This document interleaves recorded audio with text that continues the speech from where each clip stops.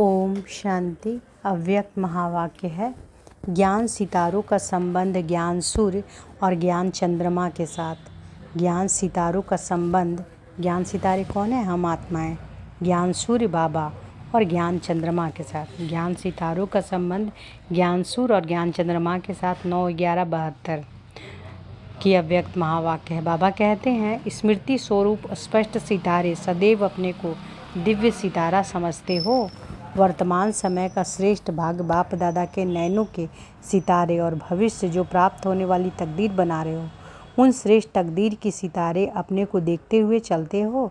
जब अपने को दिव्य सितारा नहीं समझते हो तो यह दोनों सितारे भी स्मृति में नहीं रहते, है ना। बाबा क्या कहते कि जब अपने को दिव्य सितारा नहीं समझते हो तो यह दोनों सितारे भी स्मृति में नहीं रहते। कौन सितारे?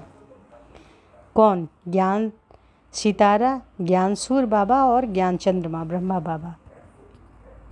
तो बाबा कहते हैं जब अपने दिव्य सितारा नहीं समझते हो अपने को तो यह दोनों सितारे भी स्मृति में नहीं रहते। तो अपने त्रिमूर्ति सितारा रूप को सदैव स्मृति में रखो।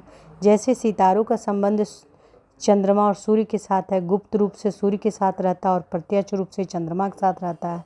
आप चैतन्य सितारों का संबंध भी प्रैक्टिकल रूप में किसके साथ रहा?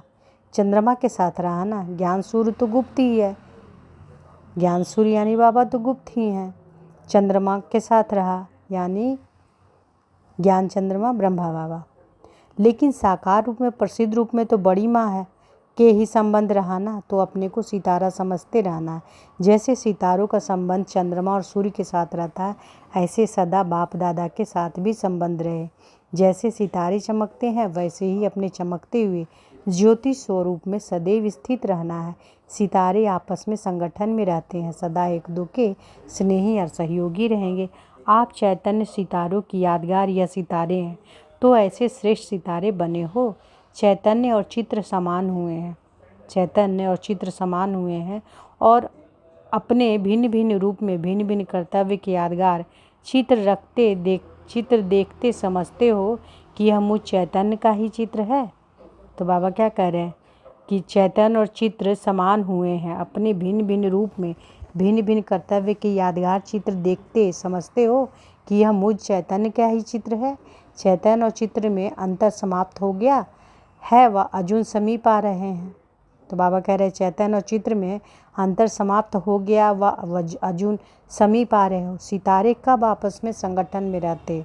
एक दो के स्नेह और सहयोग से दूर रहते हैं क्या? आप लोगों ने कब सम्मेलन नहीं किया है? संदेश देने के सम्मेलन तो बहुत किए हैं, बाकी कौन सा सम्मेलन रहा हुआ है? जो अंतिम सम्मेलन है उसका उद्देश्य क्या है? सम्मेलन के पहले उद्देश्य सभी को सुनाते हो ना, तो अंतिम सम्मेलन का उद्देश्य सभी को सुनाते हो ना। अंतिम सम्मेलन का उद्देश्य क्या है? उसकी डेट फिक्स की है, जैसे और सम्मेलन की डेट फिक्स करते हो ना, यह फिक्स की है। यह सम्मेलन तो सभी को मिलकर करना है। आपके उस अंतिम सम्मेलन का चित्र है, जो चित्र है उसको प्रैक्टिकल में लाना है। सभी का सहयोग, सभी का स्नेह और सभी का एक रस स्थिति में स्थित रहने का चित्र भी है ना। जैसे गोवर्धन पर्वत पर अंगुली दिखाते हैं तो अंगुली को बिल्कुल सीधा दिखाएंगे, अगर टेढ़ी बाकी होगी तो हिलती रहेगी। सीधा और स्थित उसकी निशानी इस रूप में दिखाते हैं। ऐसे ही अपने पुरुषार्थ को भी बिल्कुल ही सीधा रखना है। बीच बीच में जो टेढ़ा बाका रास्ता हो जाता है, अर्थात बुद्धि यहाँ वहाँ भटक जाती है, वह समाप्त तो हो, एक रस स्थिति में स्थित हो जाना, ऐसा पुरुषार्थ कर रहे हो, बाबा कहते हैं। तो बाबा क्या कह रहे हैं कि बीच बीच में जो टेढ़ा बाका रास्ता हो जाता है, अर्थात बुद्धि यहाँ वहाँ भटक जाती है, वह समाप्त हो, एक रस स्थिति में स्थित हो जाना है, ऐसा पुरुषार्थ कर रहे हो। लेकिन अपने पुरुषार्थ से स्वयं संतुष्ट हो। वह जैसे भक्तों को कहते हो कि चाहना श्रेष्ठ है लेकिन शक्तिहीन होने कारण जो चाहते हैं वह कर नहीं पाते हैं, ऐसे ही आप भी जो चाहते हो कि ऐसे श्रेष्ठ बने, चाहना श्रेष्ठ और पुरुषार्थ कम, लक्ष्य अपने संतुष्टता के आधार से दूर दिखाई दे तो उसको क्या कहा जाएगा? महान ज्ञानी। बाबा कह रहे महान ज्ञानी कहा जाएगा। अपने को सर्वशक्तिवान की संतान कहते हो, लेकिन संतान होने के बाद भी अपने में शक्ति नहीं है। मनुष्य जो चाहे सो कर सकता है, ऐसे समझते हो ना। तो आप भी मास्टर सर्वशक्तिवान के नाते जो आप 3 वर्ष की बात सोचते हो वह अभी नहीं कर सकते हो।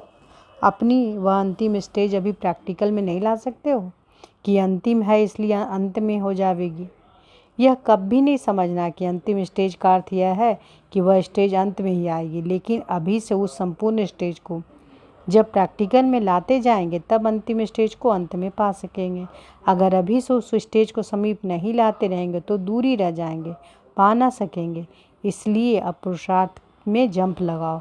चलते चलते पुरुषार्थ की परसेंटेज में कमी पड़ जाती है, इसलिए आप पुरुषार्थ की स्टेज पर हो, लेकिन स्टेज पर होते परसेंटेज को भरो। परसेंटेज में बहुत कमी है। जैसे मुख्य सब्जेक्ट याद की यात्रा जो है, मुख्य सब्जेक्ट क्या है, याद की यात्रा जो है वह नंबरवार बना भी चुके हो, लेकिन स्टेज के साथ जो परसेंटेज होना चाहिए वो अब कम है, इसलिए जो प्रभाव दिखाई देना चाहिए वह कम दिखता है। जब तक परसेंटेज नहीं बढ़ाई तब तक प्रभाव फैल नहीं सकता है।